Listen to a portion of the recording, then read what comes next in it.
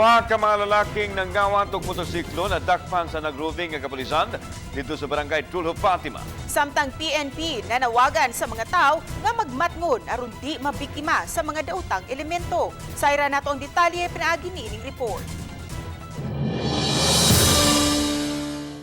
Nagtingkagol karon sa detention facility sa Biliana Police Station ang mga suspect nga silang Greg Rica Plaza Jr., 24 anyos nga taga Barangay Pasil ug Justin Ando Mendoza, residente sa Barangay Carita.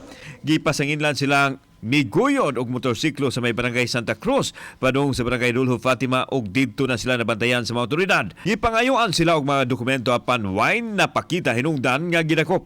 Nasuta ang kinawat ang motor human adunay tag-iya nga nipatimaw og mopasakaw sa kaso batok sa mga suspect. Caught and jack sila ng pulis sa barangay natin. So I commend Pat Olinares and Patrolman Castor na pulis sa barangay ng Tulho Fatima on their accomplishments in intercepting this motor nap vehicle. Sa investigasyon sa kapulisan, utadong manghilabot og mga butang ang duha ka mga dinakpan.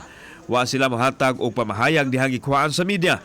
Samtang nagpahimangno ang hipi sa Station 2 Police Captain Lianza sa mga tao aron dili mabiktima sa mga kawatan. Take care of their belongings, especially motor vehicles. If you leave our vehicles, especially on public places, you lock it and then don't just put it anywhere na kahibaw mo nga walay ilaw, walay magbantay, walay security. But instead, be extra more careful sa ato ang mga personal belongings. Kauban si Clover Lumayag, ako si Alan Domingo. Balitang Bisdak.